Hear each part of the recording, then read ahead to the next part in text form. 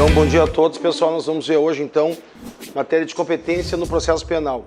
Espero que vocês já tenham dado uma olhada, mais ou menos, nas últimas questões que a FCC tem feito de competência, para mais ou menos delimitar o que tem caído, certo? Essa matéria apresenta um problema, na verdade, não diria tanto problema, mas, na verdade, vocês sabem, né, que daqui a pouco o ministro um dia vai dormir com os pés para fora da cama e aí, no outro dia, já muda uma regra. Então, praticamente todo dia nós temos alguma coisa que muda a respeito desse tema, certo? Então, coisas básicas que a FCC vai cobrar de vocês, certo? Claro que vai cair a questão do novo, já não tão novo, né, mas que começou há bastante tempo e foi deliberado agora no ano passado, a respeito da questão da redução do foro por prerrogativa de função, que, aliás, já não era sem tempo, em razão da impunidade, enfim, como nós já sabemos. Então, esse é um tema certo que vai cair na prova de vocês, tá? Até porque, né, pelo edital antigo, enfim, a matéria é bem ampla, bastante ampla, no sentido de o edital prever competência, e quando vê competência, fala em tudo, certo? Outra questão que vai cair, sem dúvida alguma, é a questão da modificação da competência da Justiça Militar, certo? Que alterou o artigo 9º do CPM, certo?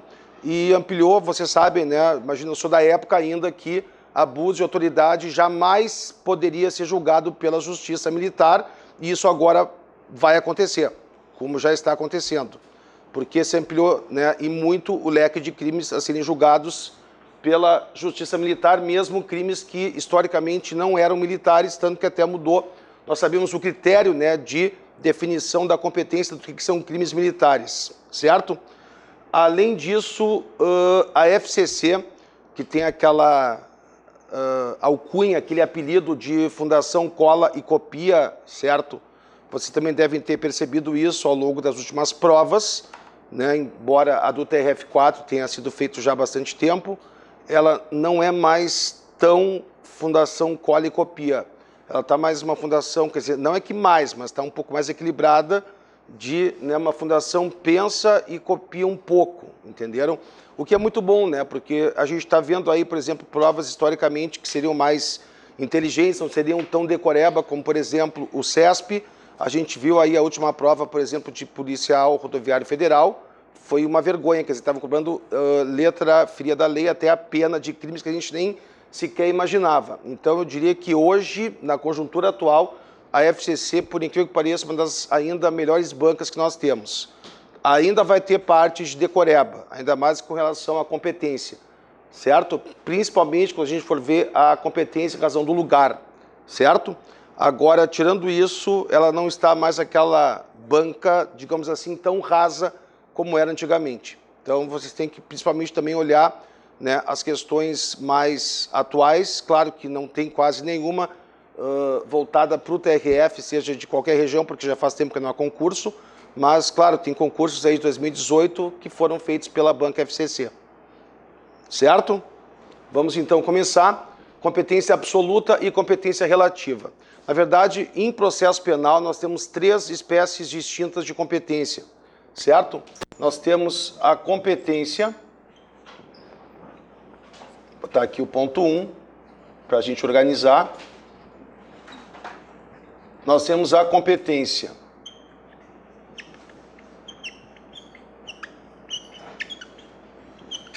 em razão da pessoa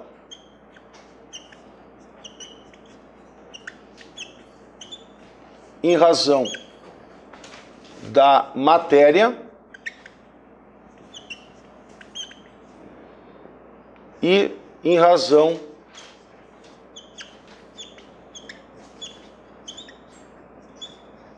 do lugar, certo? Então, nós temos, dentre essas três espécies, que são as espécies que aparecem em relação à competência, duas que são de natureza absoluta. O que significa isso, né? Que jamais, por exemplo, poderá haver algum tipo de prorrogação de competência nesses casos, porque justamente é absoluta, certo? E mais do que isso, é inerente a todo e qualquer tratamento que a gente tem que dar a casos de nulidade absoluta, ou seja, não são sanáveis, não precluem e mesmo depois do trânsito julgado poderão ser desfeitas, né? A sentença, o acórdão, enfim, poderá ser desfeito exatamente porque são questões previstas na Constituição da República. Então, sempre a gente tem que pensar o seguinte: quando a competência ela é definida pela Constituição da República, ela tem natureza absoluta, certo? Então, vamos colocar isso aqui em relação a essas duas, ou seja, a definição na Constituição da República, logo, natureza absoluta, certo?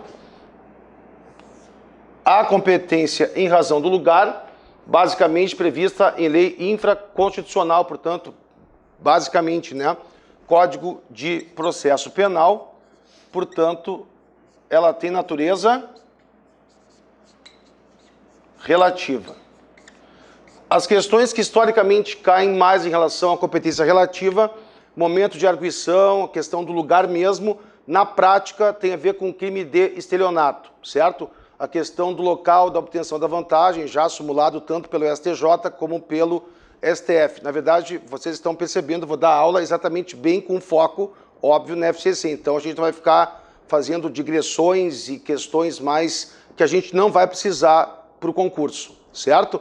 Então, objetivamente falando, né, o caso clássico aqui da competência em razão do lugar diz respeito ao crime de estelionato, que é o mais, um dos, pelo menos, mais propícios a que ocorra, né, a que dê, digamos assim, margem a esse, né, então, incidente para que haja a remessa do processo, enfim, àquele foro competente, certo?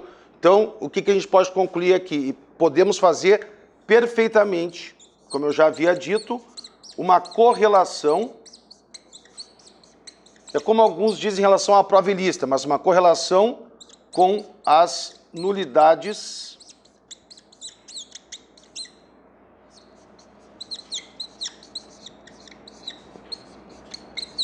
absoluta ou absolutas e as nulidades relativas. Certo? Então, coloquem aí observação número 1, por favor. Só em relação a esse ponto 1, tá? Coloquem aí observação número 1, tá? Anotem, por gentileza, que a não observância da competência absoluta, a não observância da competência absoluta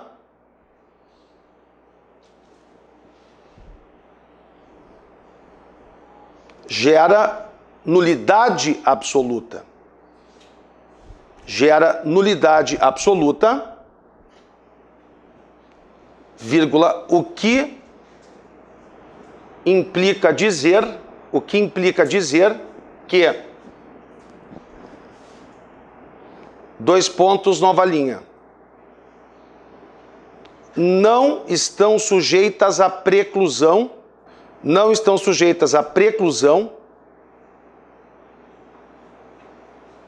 vírgula, podendo, portanto,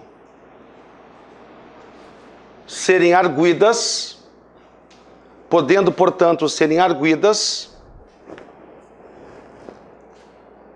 a qualquer tempo, vírgula, inclusive após o trânsito em julgado, isso agora é bem importante, inclusive após o trânsito em julgado de uma sentença penal. Qual sentença penal? De uma sentença penal condenatória, exatamente aqui causa prejuízo, né? Sentença penal condenatória ou absolutória imprópria, que também causa, aliás, muito mais prejuízo, porque o tempo de permanência, né, lá no IPF é muito maior. certo? Agora, no mesmo tópico, coloque o seguinte, de outro lado, vírgula, e bem como o colega observou. De outro lado, vírgula, mesmo em se tratando de competência absoluta, ou melhor, incompetência, né, absoluta,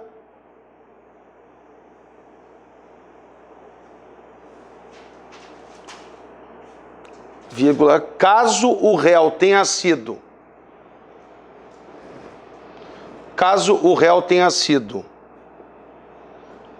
absolvido propriamente,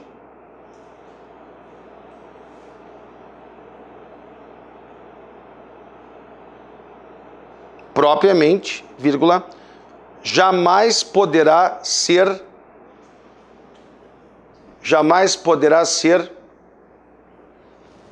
a sentença objeto de revisão criminal.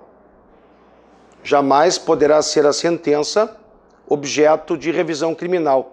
Lembram daquela pergunta que fazem bastante em prova, se uma sentença absolutamente nula pode fazer coisa julgada material? Pode produzir efeito estranho, né? Mas pode, quando? Quando mesmo, por exemplo, tendo sido proferida por um juiz absolutamente incompetente, ela vai gerar efeitos, até porque não há revisão criminal pró societá. Então isso é importante vocês colocarem, porque também é matéria de prova, e nem é que dá para a gente colocar, por exemplo, isso aqui é polêmico, não pode cair numa prova objetiva. Pode sim, porque isso aí é absolutamente pacífico, ou seja, não tendo havido prejuízo, certo? É um caso clássico, então, que é meio estranho, né? Mas uma sentença, né, com a pecha da nulidade absoluta, ela faz coisa julgada material, quando tiver sido proferida pró-réu. O único caso é esse, né? Sentença penal absolutória própria, certo? Tranquilo isso?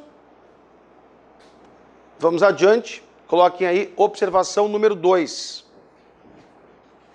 Observação número 2.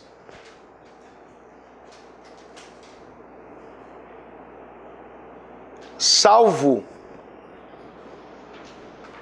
em relação à última parte do que foi dito acima, da coisa julgada, né? Então, salvo em relação à última parte do que foi dito acima,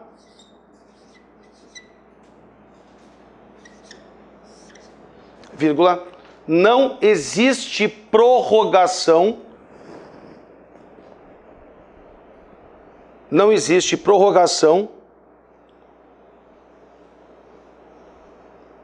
da incompetência absoluta. Ela não se prorroga.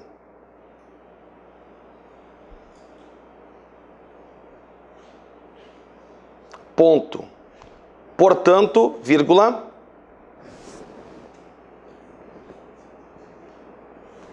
não se aplica o disposto,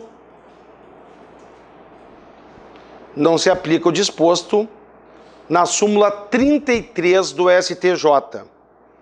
Não se aplica o disposto na súmula 33 do STJ, vírgula,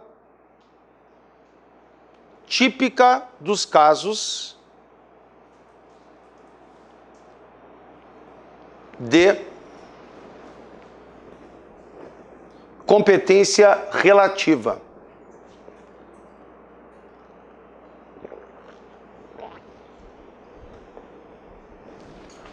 E aí, por fim, coloque em observação número 3.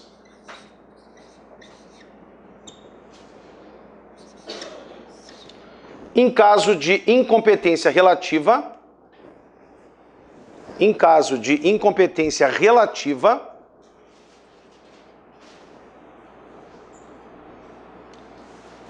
deverão ser observadas todas as regras, como nós sabemos,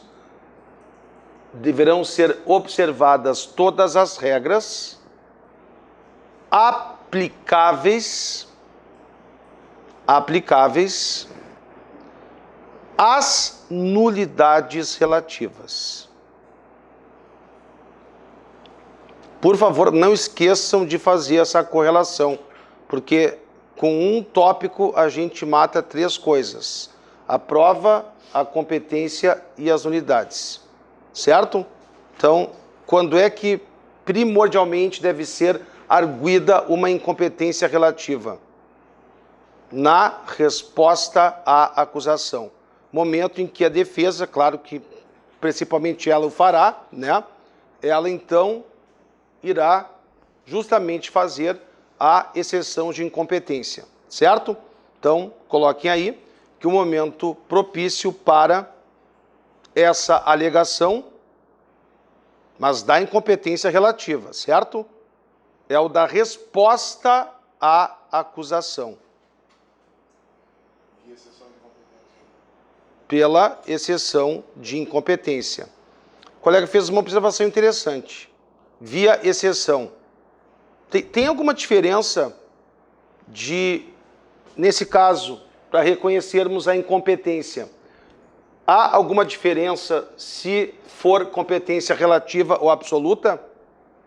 A gente precisa de uma exceção de incompetência para um caso de pretendermos o reconhecimento de uma incompetência absoluta? Não. Ela pode ser arguida a qualquer tempo e não precisa ter uma exceção. Agora, a incompetência relativa, sim. Somente por meio de uma exceção, porque senão ela se prorroga. Certo? E por que na resposta à acusação? Bom, primeiro porque está na lei, né? Lá num parágrafo do artigo 396 diz o quê? As exceções serão processadas em apartado. Lembram disso? E uma das exceções justamente é a exceção de incompetência. E outra questão importante em relação ao artigo 396 é exatamente a mudança da natureza dessa primeira manifestação da defesa. Então, desenhando aqui no processo, como é que seria? O fato, o oferecimento da denúncia ou da queixa, recebimento da denúncia ou da queixa, citação do réu para que em 10 dias apresente a resposta à acusação, de acordo com o artigo 396 e também o artigo 396, letra A, ambos do Código de Processo Penal. Esse é o momento para que se faça, então, né, exatamente a arguição da incompetência relativa, sob pena de haver preclusão, certo? Então, concluindo, é só lembrar: pessoa e matéria,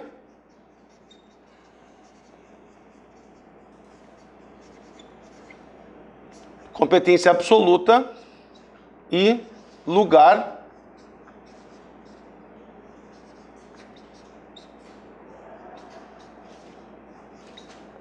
relativa. E é estranho, né? Porque o artigo 69 do Código de Processo Penal começa justamente por qual critério para a fixação da competência? Pelo critério do lugar.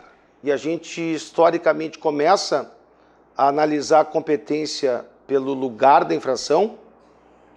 Não, porque existem outros critérios que a gente está, né, pré-determinando, pré-analisando, nem vai precisar chegar até matéria e muito menos até o local.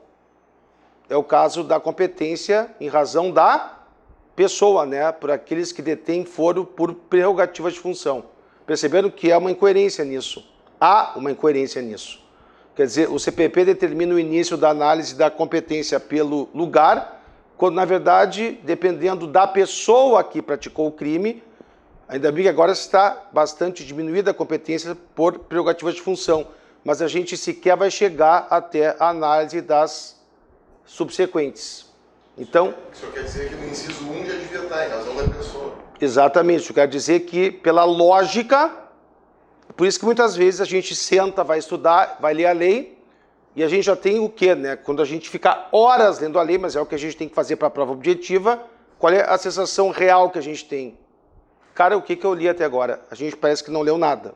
né, que não absorveu nada, mas ainda temos essas pérolas da lei, justamente porque há uma inversão absoluta. Entenderam isso, né? Isso é importante, pessoal, porque eu lembro, quando eu estudava para concurso, cara, se tu tiver parado numa matéria e tu não tiver compreendido aquilo, a gente prossegue mal no restante da matéria, né?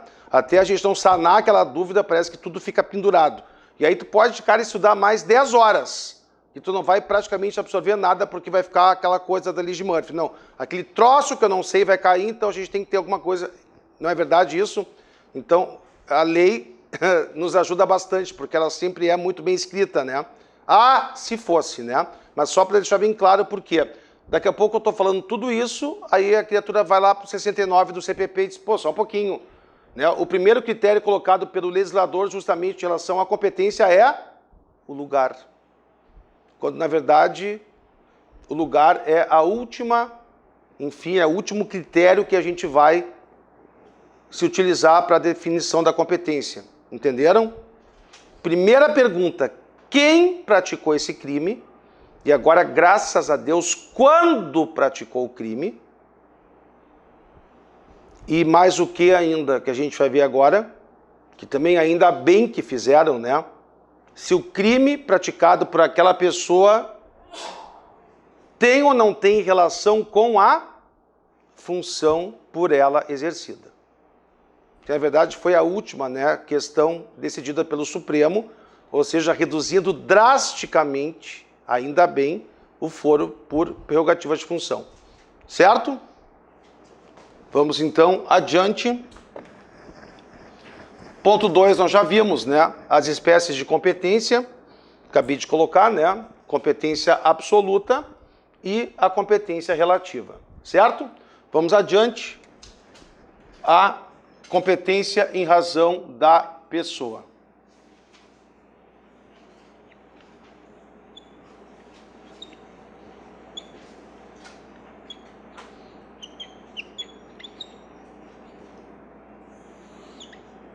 Como é que fica a questão da competência em razão da pessoa? Primeiro, como a gente já viu,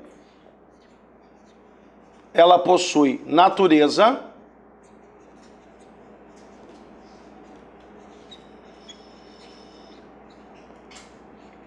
absoluta, certo? Já vimos todas as consequências em relação a isso. E agora nós vamos analisar os requisitos dessa competência em razão da pessoa. Quais requisitos são extremamente importantes? Temos aqui um antes e um depois dessa decisão do Supremo, certo? Então, coloquem primeiro aí. Atualmente,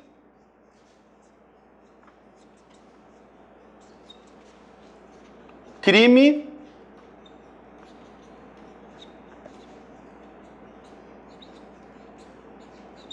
praticado no exercício das funções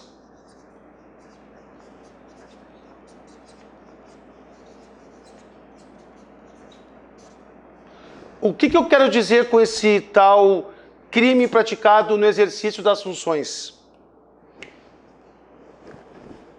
Que o Supremo Tribunal Federal, num voto do ministro Luiz Roberto Barroso, tratou de definir um marco temporal a respeito de início, perpetuação ou desfazimento do foro por prerrogativa de função. O que historicamente acontece no Brasil? A gente fica assim porque dá vergonha, né? O que acontece geralmente? Lembra da montanha-russa, daquele sobe e desce?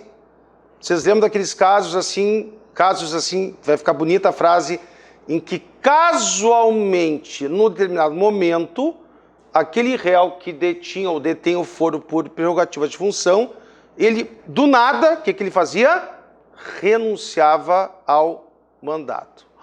Estranho, né? E se dava isso em muitos casos. E por que se dava isso? Porque, na verdade, por exemplo, então, a criatura, né, vinha sendo lá julgada pelo Supremo Tribunal Federal. lá pelas tantas, ela simplesmente renunciava, automaticamente o processo ia para o, como eles adoram chamar, o STF, muito delicadamente, chama de juiz de piso, para o juiz de primeiro grau, certo? Para o juiz de primeiro grau. Só que essa mesma criatura que havia renunciado, o que ela, assim, depois que o processo já tinha passado pouquíssimo tempo, porque tudo anda a uma velocidade estonteante, né?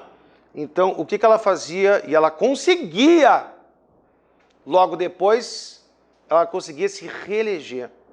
E aí, o que acontecia? O processo, então,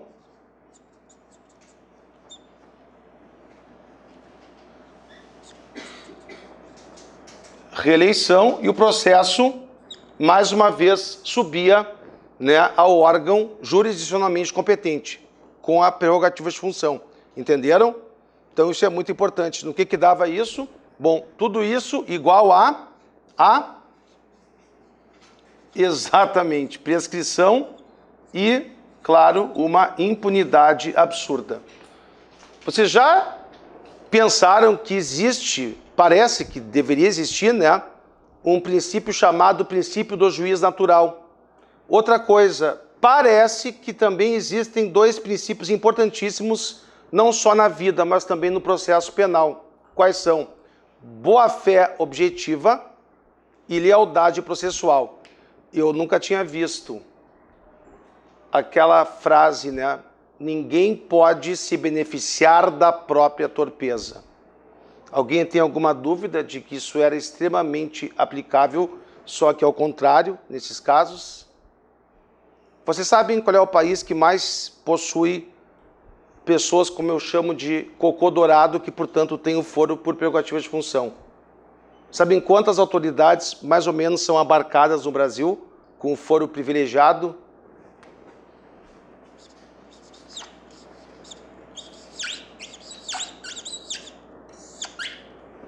37 mil pessoas. Sabem quantas pessoas têm foro privilegiado em Portugal? 3. Nenhum país tem tanta gente com foro privilegiado. A alegação: poderia haver um constrangimento daquela autoridade de ser julgada pelo juiz de piso. Poderia haver algum tipo de pressão, alguma outra coisa semelhante, e aí graçar a impunidade. Por que vocês acham, e é importante porque isso faz parte da compreensão da matéria, vocês lembram, claro que não, vocês são muito mais novos do que eu, mas houve uma época em que o Supremo, ele simplesmente não condenava ninguém. Sabiam disso, né? O próprio Collor, por exemplo, ele não foi condenado pelo Supremo. Certo? Tanto que tínhamos um ex-procurador-geral da República que era chamado de engavetador-geral da República, o Aristides Junqueira. Então, se eu perguntar para vocês a seguinte questão: qual é a grande vantagem do foro privilegiado se, primeiro, eu estou instigando vocês agora, tá? Provocando. Como é que fica o princípio do duplo grau de jurisdição nesses casos? Na ação penal, que ninguém mais aguenta falar, porque ainda continua sendo, né? Mas o mensalão, por exemplo, qual foi a maior argumentação, por exemplo, do José Dirceu em relação à condenação, claro, né, deputado federal, enfim, o ministro na época, originária no Supremo? Qual foi a alegação dele? Exatamente a inconstitucionalidade, aliás, não apenas isso, mas também e principalmente a contrariedade a Convenção Americana de Direitos Humanos, que prevê o quê?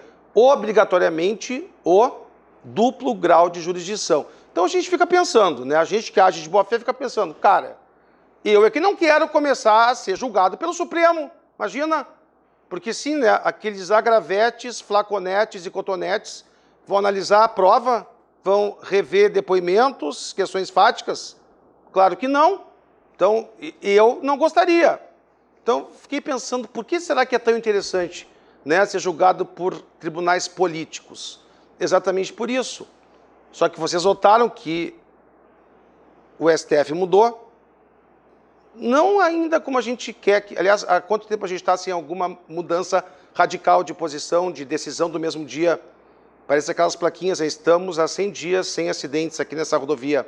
O Supremo está há quanto tempo? Não, já é um milagre, né? Porque vocês sabem que todo dia tem alguma coisa bem contraditória. Mas, enfim, era muito interessante, não que esteja bom, mas mudou e melhorou bastante, claro, perto do que era um nada, né? Qualquer condenação que viesse já seria um progresso de 100%. Mas vocês observaram isso? Isso vocês precisam ter noção exata. Por quê? Porque num viés de duplo grau de jurisdição, será que realmente tem vantagem o julgamento originário, a competência originária? Que é engraçadíssimo, né? A criatura faz questão do foro privilegiado.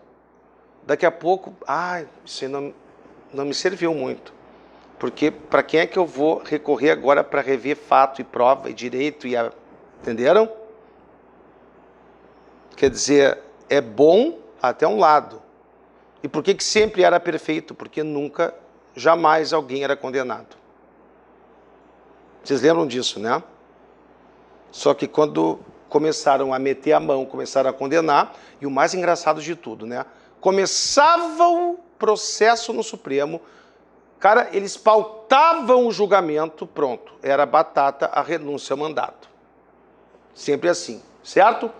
Então, vamos desenvolver um tema, vamos colocar algo aí no computador, no papel, a respeito disso, certo? Então, vocês notaram alguma coisa em relação a isso? Senão eu vou desde o início. Anotaram alguma coisa? O que vocês anotaram até agora em relação a esse tema aqui? Só para não ficar repetitivo. Dessa questão da limitação do alcance do julgamento por tribunais. Vamos então do zero, coloquem aí. O Supremo Tribunal Federal passou a entender que somente será aplicável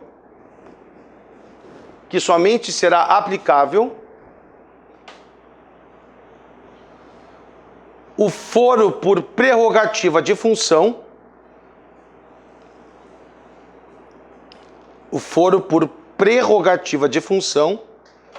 e olha que interessante, a deputados e senadores, a membros do Poder Judiciário não. Depois a gente vai ver isso.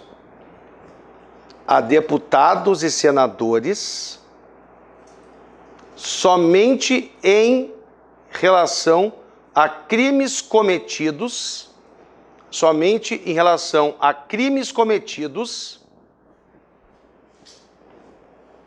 durante o exercício do mandato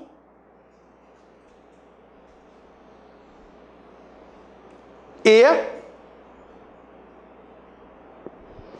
que tenham relação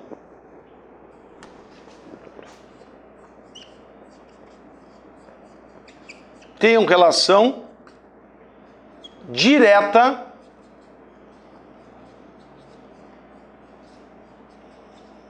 com a função, certo? Tenham relação direta com a função. Então, crimes praticados mesmo durante o mandato eletivo, enfim, mas que não tenham qualquer relação com a função. Sem citar nomes, vocês devem estar lembrados de um senador gaúcho que teria praticado um crime de violência doméstica e familiar contra a mulher. Lembram disso? A partir desse entendimento, isso é bem importante, e isso, galera, podem saber que vai chover em prova, tá? Vai cair as pencas. O que aconteceu? Aquele processo crime, ele saiu do Supremo e foi para um juiz de primeiro grau. Por quê? Tudo bem, estava o político, né? Enfim, no mandato, no exercício do mandato, sim. Primeiro requisito, preenchido. Mas o segundo preenchido, não. Por quê? Tem alguma coisa a ver com a função, a prática de uma infração vinculada à Lei Maria da Penha? Nenhuma. Então, o segundo requisito não estava preenchido e, portanto, julgamento saiu do Supremo. Certo? Então, por favor, anotem isso. Já te dou a palavra só para pessoal anotar. Então anotem isso, que mais, né? O crime deve ter relação com a função e podem dar esse exemplo desse crime praticado, que foi por um senador gaúcho, lembram, né?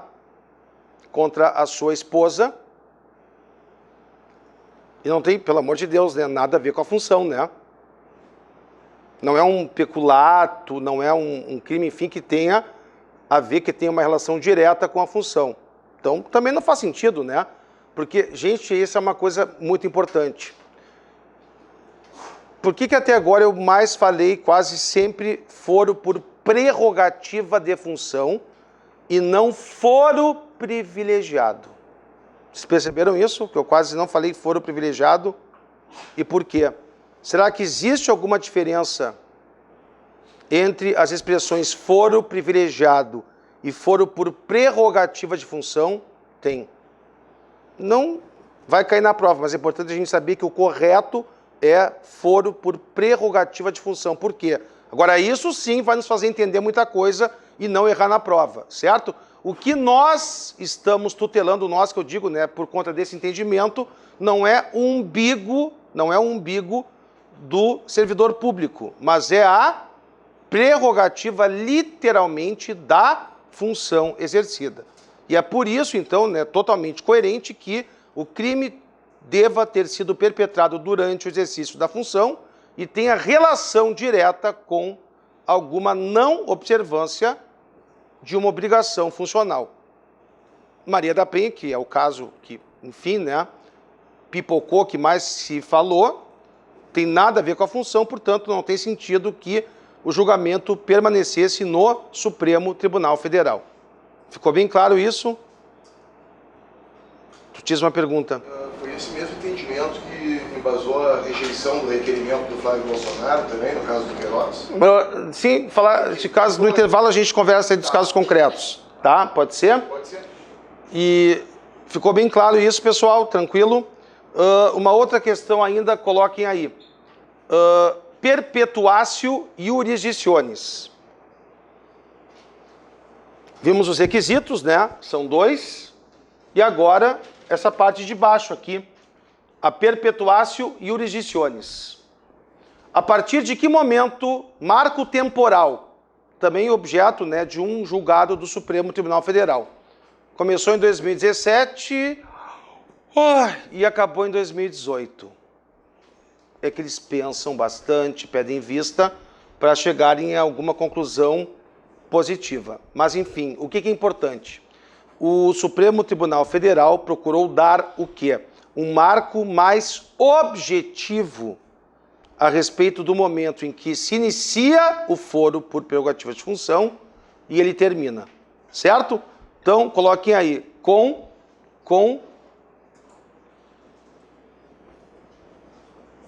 a assunção do cargo,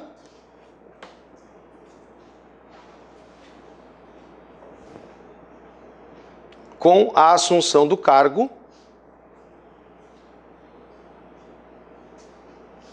e 2 pontos, agora uma questão importante, porque o fim é o fim da várzea mesmo, exatamente pelo que eu coloquei para vocês. Coloquem aí letra A.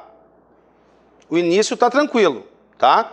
Crimes cometidos a partir da assunção do mandato, certo? Mas e o termo final?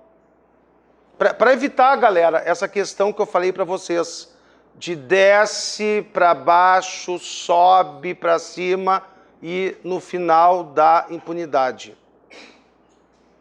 Essa é uma questão bem tormentosa. Então, coloquem aí que quando o processo já estiver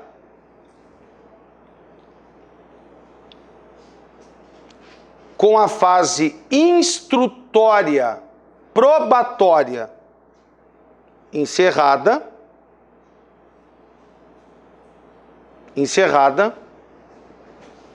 com a intimação das partes,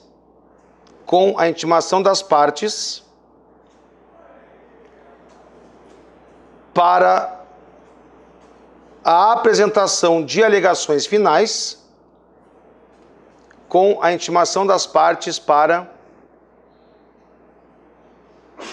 a apresentação de alegações finais, aí pode renunciar, pode fazer o que quiser, que aquele tribunal originariamente competente segue competente. Naquele sentido, com o perdão da expressão, acabou a palhaçada, certo? Agora, se for letra B em momento anterior, e é bem objetivo, intimação para a apresentação de alegações finais. Por exemplo, o Ministério Público foi intimado, deu. Certo? Agora a letra B, se for em momento anterior a isso, aí não temos mais a chamada perpetuatio jurisdictionis. Certo? É a solução ideal? Talvez não, mas é a solução que foi a mais objetiva, que não dá margem para justamente o contrário, né? Subjetivismos, certo? Pessoal, isso é uma questão bem importante. E agora a gente vai ser obrigado a enfrentar talvez um dos piores artigos do CPP. Logo abaixo, coloquem aí um asterisco, uma seta, o que mais puder chamar a atenção de vocês.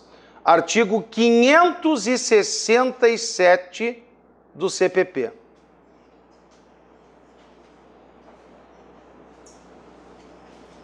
E aí, logo ao lado, por favor, coloquem assim. Caso se reconheça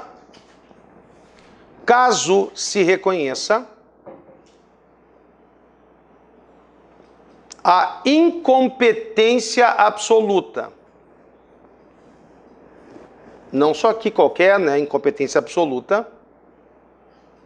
Então, caso se reconheça a incompetência absoluta e sejam os autos remetidos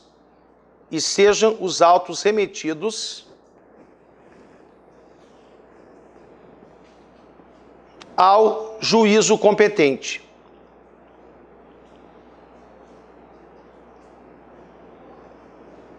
São preservados, isso é pacífico, são preservados os atos probatórios. Então, toda a prova que foi colhida mesmo diante ou perante o juiz incompetente continua válida, certo? E os atos decisórios? Essa é a grande questão, que há uma diferença, né? Atos probatórios, instrutórios e atos decisórios, certo? Então, coloquem o seguinte, por gentileza. Ponto. Com relação aos atos decisórios,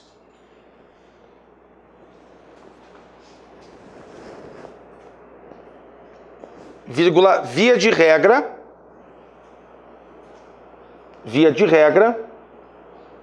deverão ser refeitos. Isso para uma prova objetiva, tá? Deverão ser refeitos.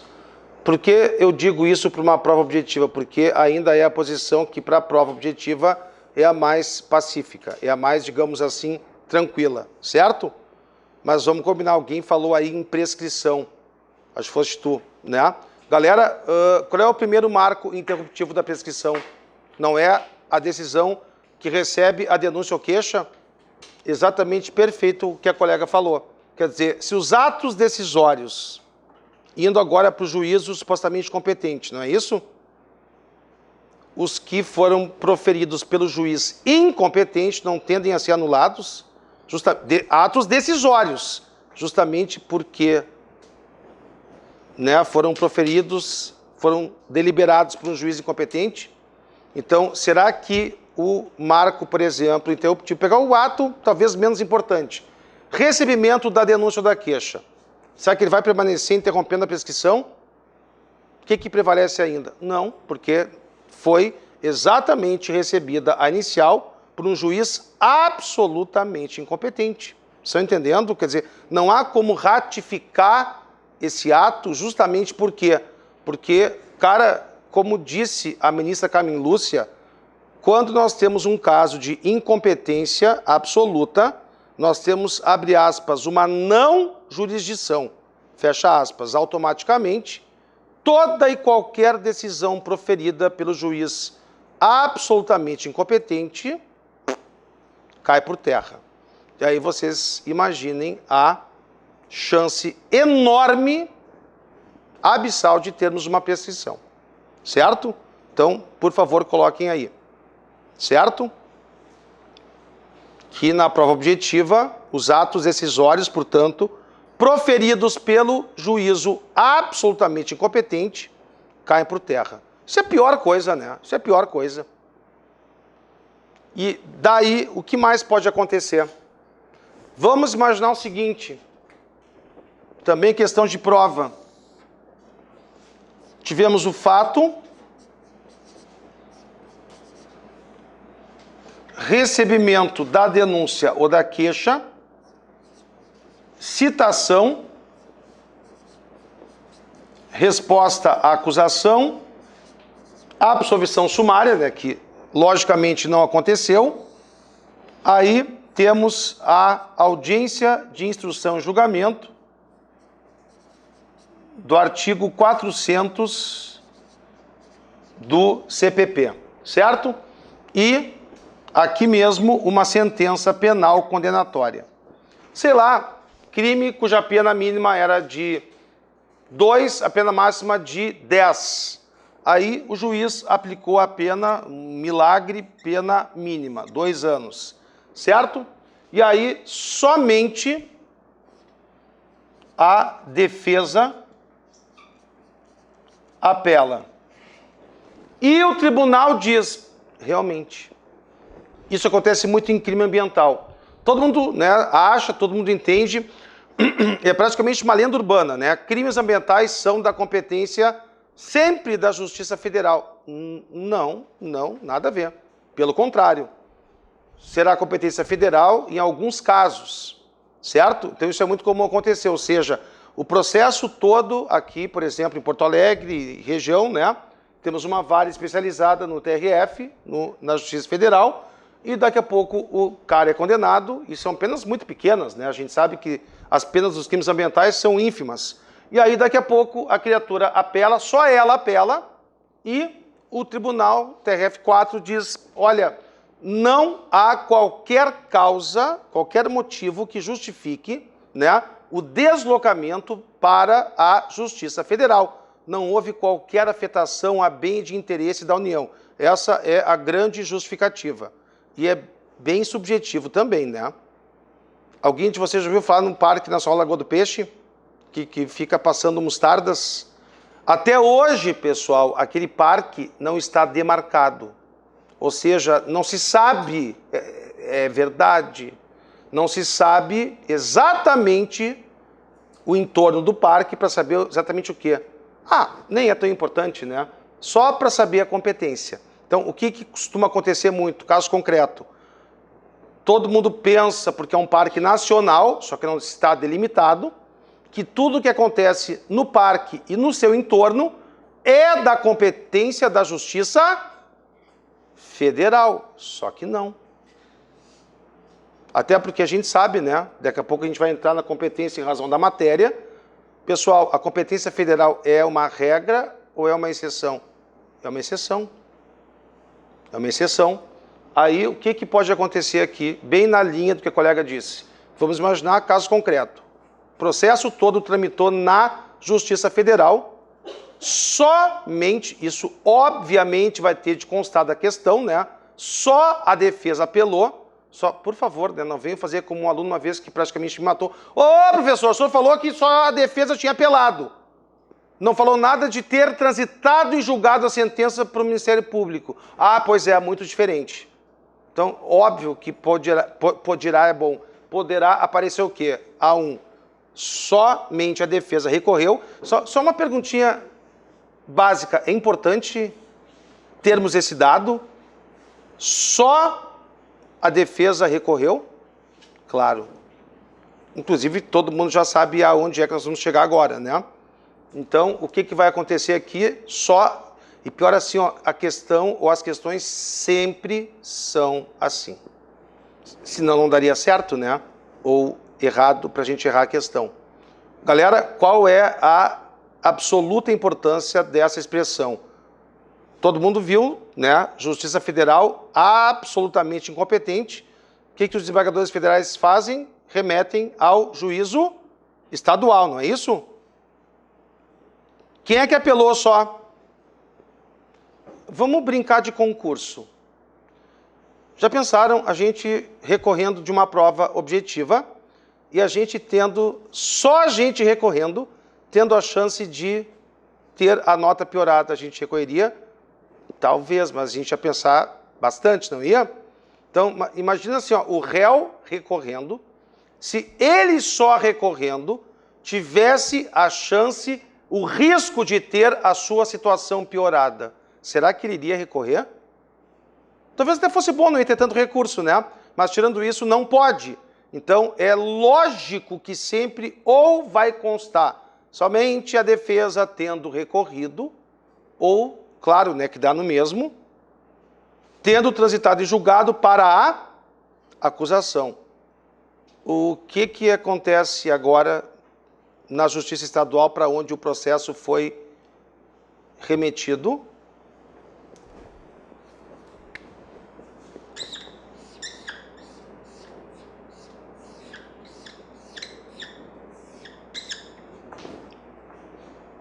Alguém tem alguma dúvida disso? Por que nada? Claro, isso estatisticamente pelo tempo que demora o transcurso do processo. Não estou nem falando, pessoal, daquela prescrição, lembram? Mãe de Ná, aquela pela pena projetada, Thundercat, lembram? Por que que nós temos aqui praticamente um nada?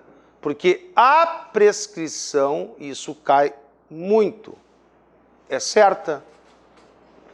Vamos lá, só a defesa recorreu, não foi isso? Nós já não temos a pior pena possível de ser aplicada ao réu. A pena variava de quanto a quanto mesmo? 2 a 10 anos. A ele foi aplicada a pena de 2 anos. Só ele apelou, não é isso? O novo juiz que a gente espera agora seja o competente, ele está ou não vinculado? Se eu fizer mais do que isso eu vou quebrar, minha cara vai cair. Ele está ou não está vinculado àquela pena do processo, ainda que transcorrido perante um juízo, olha que absurdo, absolutamente incompetente. Diante de que princípios a gente está agora analisando? Na verdade, o princípio, né, de uma não jurisdição, sim, porque jurisdição prestada por quem é absolutamente incompetente não é jurisdição. Então, pela regra, o novo juiz agora competente não estaria livre para aplicar a pena que bem entendesse? Só que não. O que vai prevalecer? O artigo 617 do CPP. Eu estou vendo que vocês estão ficando cada vez piores, pessoal. Assim, de desilusão. Talvez vocês já soubessem, claro, que a coisa vai mal, mas talvez agora esteja, digamos, apresentando assim o pior, né? Gente, sério, eu não lembro de algum caso em que uma situação dessas tenha tido seguimento. Exatamente porque já estava prescrito. O que a gente fez aqui para a gente tentar entender melhor ainda? O que a gente fez aqui? Pegou uma varinha mágica e acabou de transformar a pena aplicada de 2 anos na pena máxima combinada para esse crime. Mas por quê? Pela combinação da incompetência absoluta mais o quê? A vedação absoluta a reformácio in peius. Então coloquem aí, né? Que diante do princípio da vedação, entenderam isso, pessoal? Tranquilo? Diante da vedação da reformácio in peius,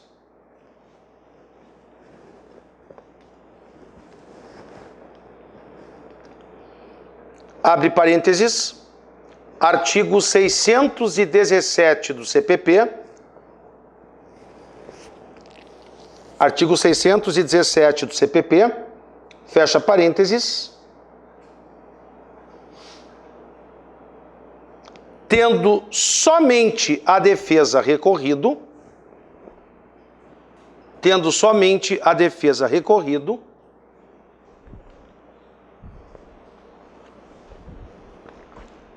vírgula, o novo juiz,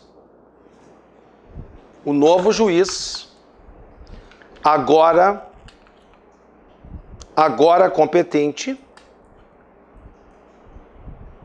não poderá impor pena maior do que aquela imposta pelo juízo incompetente. Parece incrível isso, né? Como é que uma pena imposta por um juiz absolutamente incompetente pode prevalecer? Estão entendendo isso? Eu até hoje não entendi. Cara, se vocês entenderam, tá muito bem. Não, porque vocês estão entendendo que para um lado vale, para outro lado não vale. Estranho, né?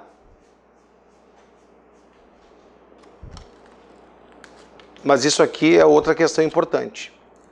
E podem ter certeza, pessoal, que sempre vai prevalecer o artigo 617. Como a gente sabe? Qual é o grande problema que nos leva a sermos reprovados na prova objetiva? Vocês sabem, né? Pensar muito, pensar demais. Quem pensar...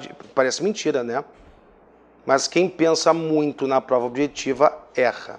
Sabe aquele que fica conjecturando, pensando, fazendo 1 milhão de hipóteses, ele erra. Então, infelizmente, ainda é assim. A prova objetiva é uma prova, assim, digamos, feita por burros para burros. Como a gente não é burro, a gente costuma pensar, a gente se dá mal. Já perceberam isso?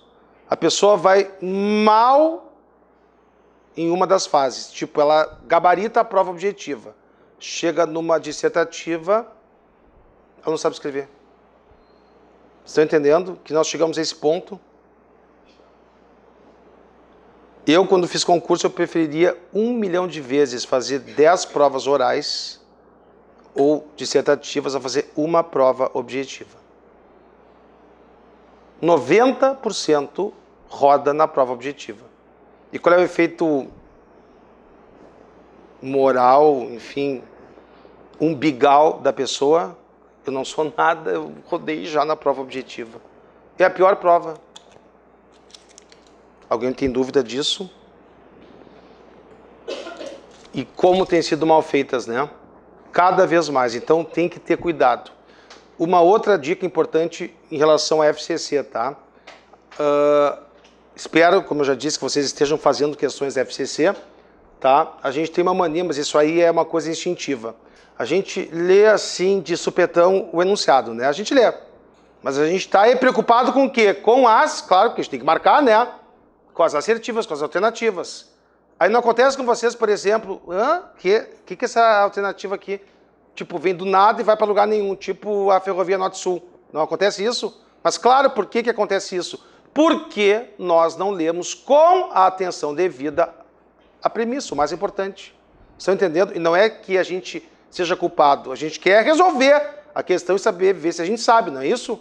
Então eu peço, por favor, cara, foca no que é mais importante. Leia com atenção o enunciado. Parece uma coisa ridícula, mas é a mais pura verdade, porque eu não quero que aconteça o que com vocês? Sempre aconteceu, a gente já passou por isso. A gente vai conferir o gabarito e, puta, cara, como é que eu fui errar isso aqui? Se eu tivesse lido essa palavrinha aqui no enunciado, eu não teria marcado isso. É ou não é verdade? Não, não, vocês nunca passaram por isso, então vocês são super-heróis, super-homem e Mulher Maravilha, porque todo mundo passa por isso. Uma desatenção. Então tenham cuidado. Voltando. Tranquilo isso?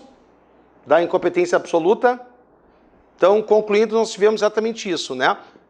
Ela não vale, a não ser em que casos?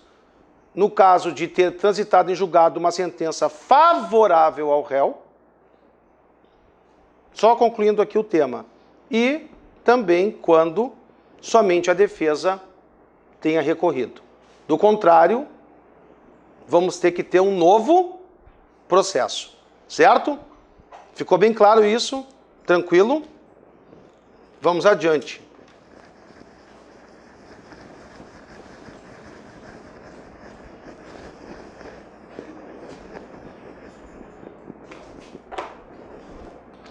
Vamos falar sobre o foro por prerrogativa de função e a exceção da verdade. Essa é uma outra questão importante.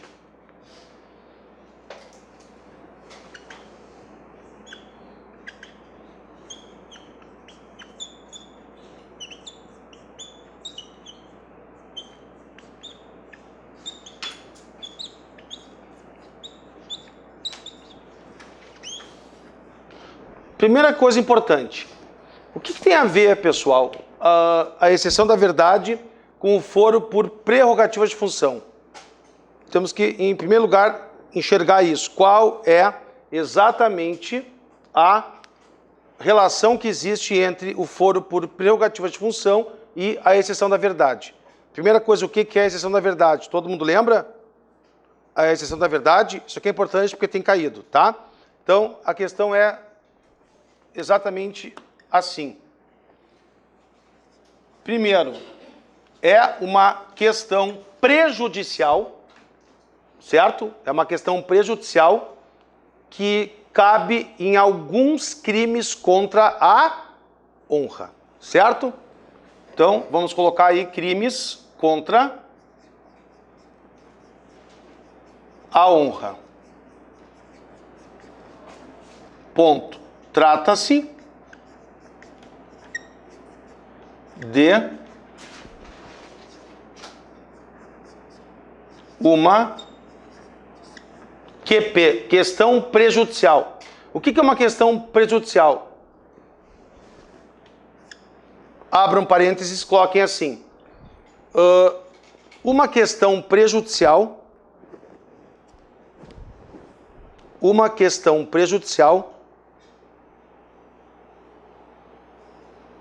guarda estrita semelhança, uma questão prejudicial guarda estrita semelhança com uma questão preliminar. Para ficar mais fácil de vocês entenderem. Uma questão prejudicial guarda uma semelhança com uma questão preliminar, vírgula, qual seja, vírgula, ambas devem ser, não é que podem, devem. Ambas devem ser apreciadas imediatamente após o relatório. Ambas devem ser analisadas e enfrentadas pelo juiz imediatamente após o relatório. Então, pessoal, quando o juiz ele coloca lá o relatório,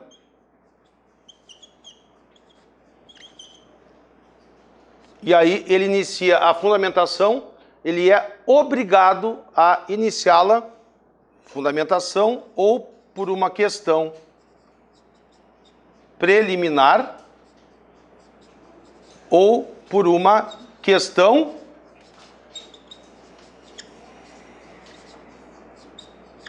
prejudicial. Entenderam?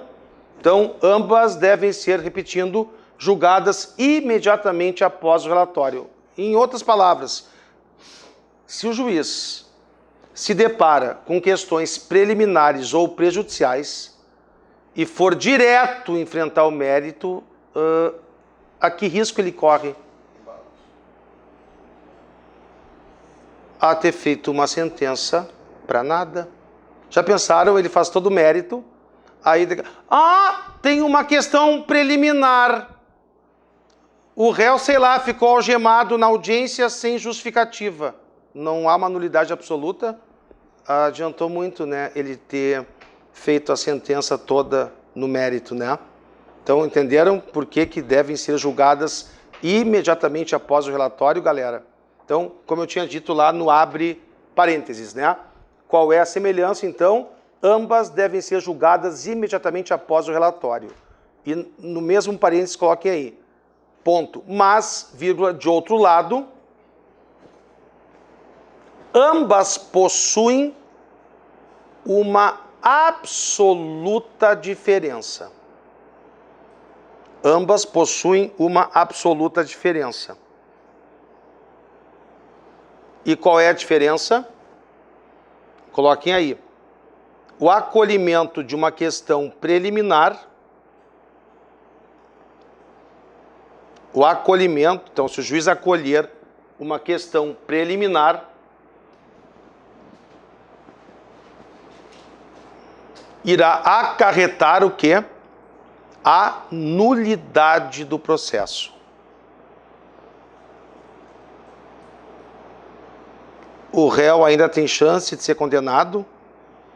Sim, porque o processo vai ser refeito e esperamos agora seja bem feito, né? Entenderam? Então, assim, ó, a questão preliminar acolhida não absolve o réu, mas faz com que o processo recomece, e quando a gente fala em recomeçar do exato ponto aonde se verificou a nulidade. Certo? Bem tranquilo isso, né? Então, vamos colocar aí uma questão preliminar acolhida conduz à nulidade. E aí? E uma questão prejudicial acolhida? Quem é que disse? Tu disseste? Tá certo quem disse exatamente isso. Conduz à absolvição. Olha a diferença, galera. Exatamente como o colega disse. O acolhimento de uma questão prejudicial conduz à absolvição do réu. Eu já vou explicar. Só, por favor, anotem aí, tá? Colocação óbvia. Se a gente fosse réu agora, todos nós, o que a gente iria querer? O acolhimento de uma questão preliminar ou prejudicial? Cara, se é prejudicial, nos absolve. Eu, pelo menos, quero uma questão prejudicial. Entenderam? Vamos lá, então, colocar aí, né? Se ela for acolhida, ela conduz à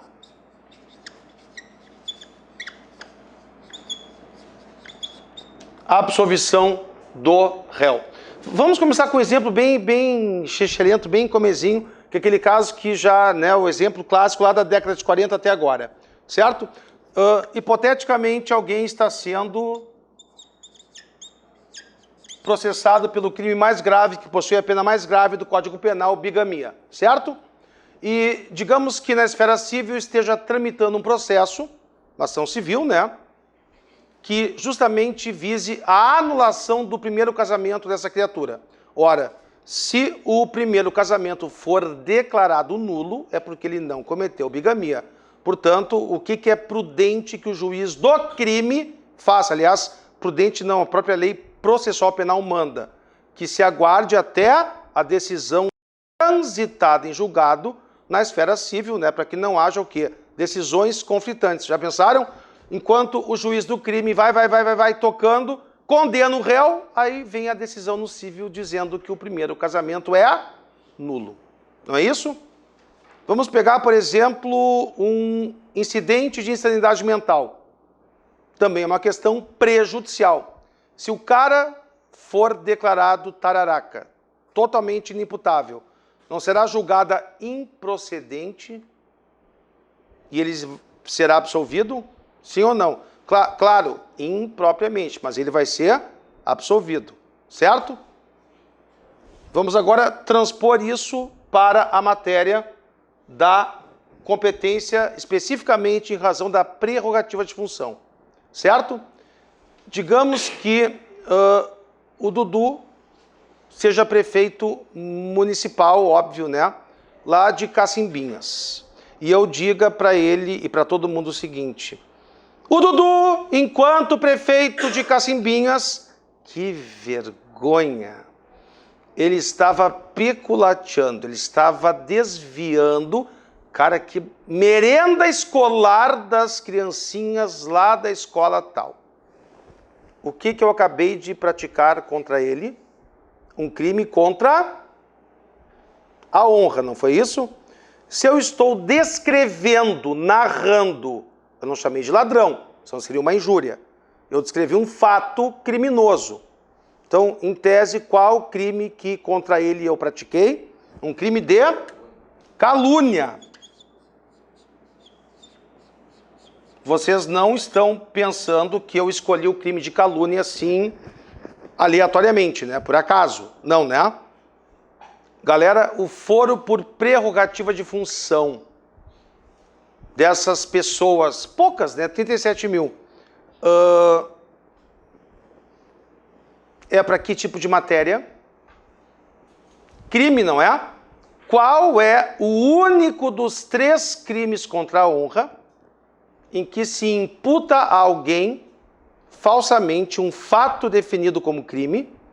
Então, é certo que numa calúnia sempre caberá o quê?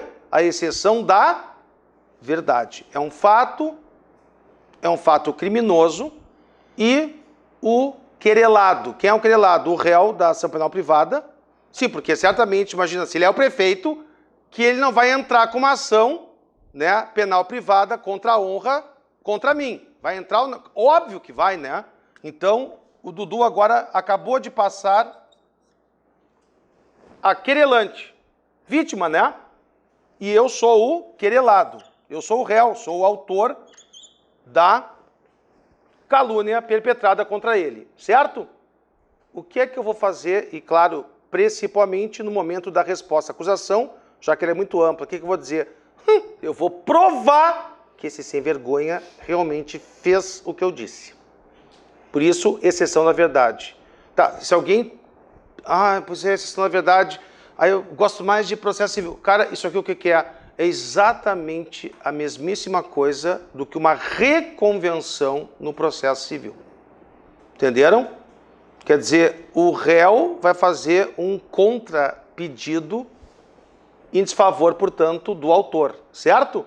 Provando aqui, no caso específico, que ele realmente praticou aquele fato deplorável. Entenderam isso? Qual foi o fenômeno que acontece, ou que aconteceu a partir de agora? O que passará a acontecer? Se ele, prefeito municipal, acusado da prática de um crime, certo? Bom, entrou com uma ação, né, contra mim, só que agora eu me coloco, palavra linda, na posição de excipiente, porque eu sou o autor da exceção da verdade e ele passa a ser o excepto. O que nós estamos discutindo nessa questão prejudicial, ao fim e ao cabo? Se alguém, prefeito, né, que detém foro por prerrogativa de função, cometeu um crime. Não é isso? Pelo artigo 85, principalmente, do CPP. Tá, fora o 29, inciso 10 da Constituição da República. Quando um prefeito é acusado, porque aqui, né, ainda que por via transversa, ele não está sendo, entre aspas, acusado da prática de um crime agora. Por que eu falei via transversa? Porque é uma questão incidental. E é lógico, portanto, né, que por mais que seja acolhida, a minha exceção da verdade, ele sai condenado? Não, né? Qual é que vai ser o efeito único? Vai ser para mim, para que eu seja absolvido nesse processo. Entenderam? Mas então, qual é o fenômeno que a banca pergunta? O que vocês acham que eles vão perguntar para vocês? Primeiro, ou quem é o órgão competente para julgar, e pior, né, que deveria, por coerência, ambos os processos subirem, né? Só sobe a exceção da verdade. O outro vai ficar lá embaixo esperando. Entenderam isso? É coerente? E se o juiz de piso, como eles dizem, resolver tocar o processo, mesmo sem a solução pelo Tribunal de Justiça, digamos, ou pelo TRF4. O que a gente corre o risco de acontecer?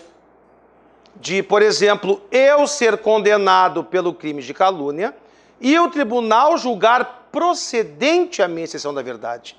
Cara, eu vou ter que entrar com uma revisão criminal para desfazer a condenação. É muita coisa, né? Mas vamos lá. A exceção da verdade, e só ela será então, né, devolvida, ela será julgada pelo tribunal, pelo órgão que originariamente possui competência para julgar o prefeito, que no meu exemplo foi o prefeito, quando acusado da prática de um crime. Certo? Então, se não anotaram isso, por favor, anotem, tá? Que esse é o grande, né, pulo do gato aqui da questão. Claro, como se trata de um prefeito,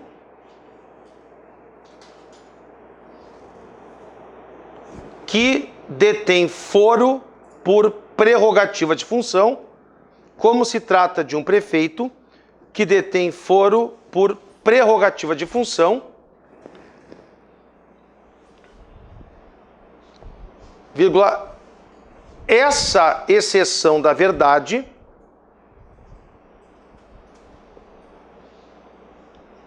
por se tratar de uma calúnia, essa exceção da verdade por se tratar de uma calúnia, que todos sabem, né? É um fato criminoso, deverá ser julgada pelo tribunal competente. Isso aconteceu aqui em Canoas há um tempo atrás, lembram? Que um prefeito, que chinelagem, ele desviava a merenda escolar de uma escola, portanto, pública, e quem, né, julgou foi o TRF4, porque a verba vem da União. É a mesma coisa, certo? Então, justamente nesse caso, por quê? Porque a ele está sendo imputada a prática de um crime. Ele detém foro privilegiado, não detém?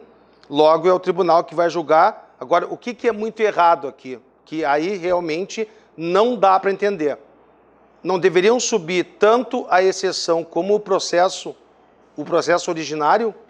Só sobe a exceção, dando margem a esse tipo de decisão contraditória.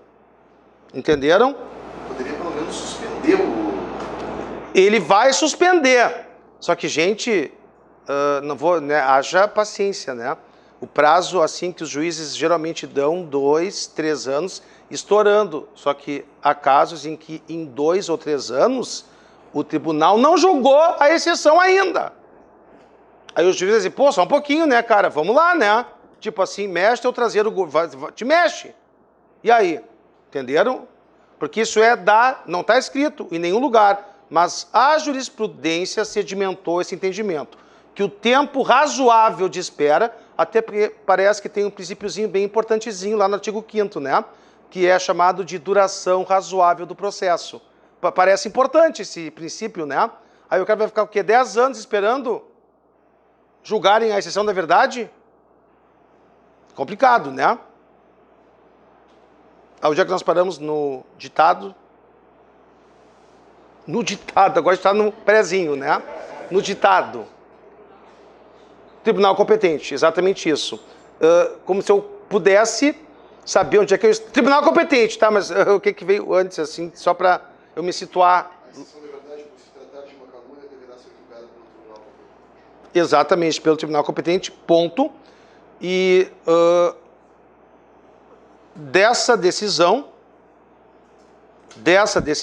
claro, proferida pelo tribunal, né, dessa decisão, dependerá diretamente o quê?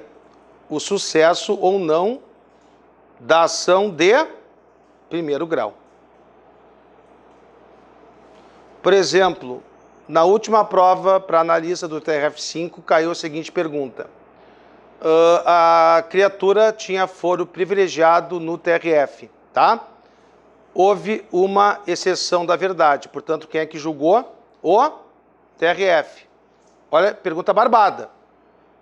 Qual o órgão, tribunal competente para julgar o recurso, eventual recurso, contra a exceção ou a decisão de exceção da verdade. Aqui é só pensar no Freud ao contrário. Todo mundo que faz análise verifica que a gente tem que matar o pai e a mãe, que algum degrau, lá na infância a gente acabou pulando, não foi isso? Não é para rir, não é para rir, é só para a gente lembrar que aqui a gente tem que respeitar degrau por degrau. Ora, se o cara detém foro por prerrogativa de função no TRF, óbvio, quem é que vai julgar o recurso oriundo do TRF? Não vai ser a Corte de Haia, né? Vai ser o STJ. Essa foi a pergunta. Difícil? Claro que não. É só imaginar, né? Como lá na competência, para habeas corpus, enfim, né? Autoridade policial, juízo e assim por diante, todo mundo sabe. Entenderam? Então isso é muito importante. Outra coisa, falamos, claro, pacificamente e tranquilamente na calúnia, tranquilo.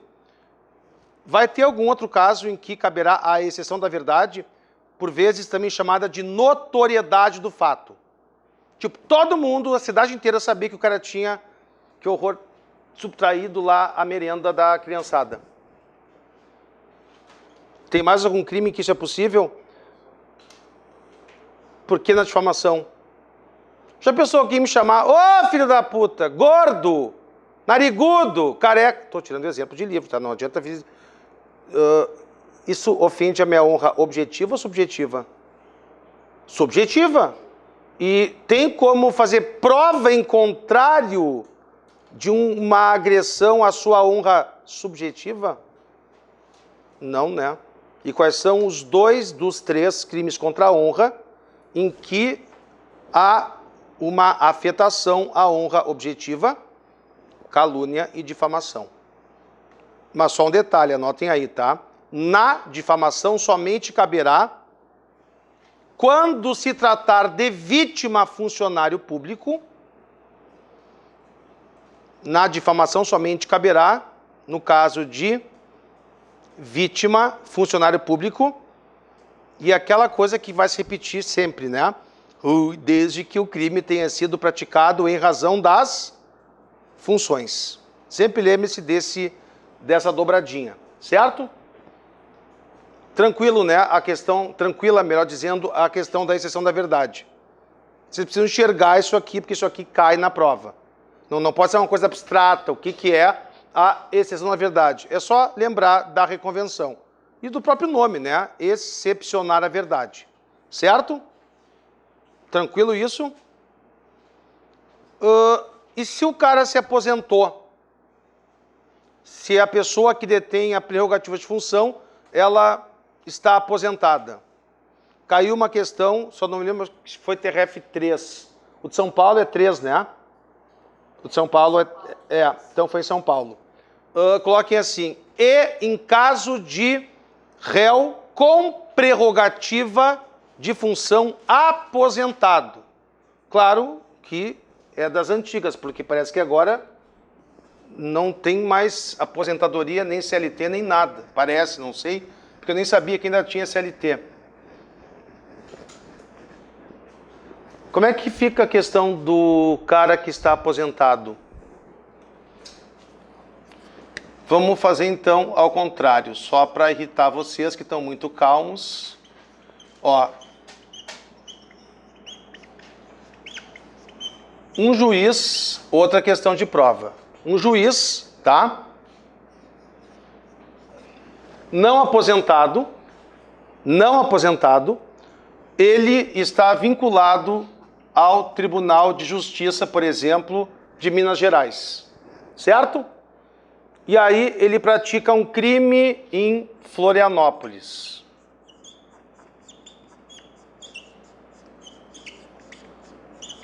Quem é que irá julgá-lo? Ele cometeu o crime em Floripa. Ele é um juiz vinculado ao Tribunal de Minas Gerais, mas estava de férias em Florianópolis. Quem é que irá julgá-lo? Sempre o tribunal a que ele está vinculado. Estranho, né? Mas Floripa não será o local competente. Então, por favor, anotem isso. Também questão de prova. Certo?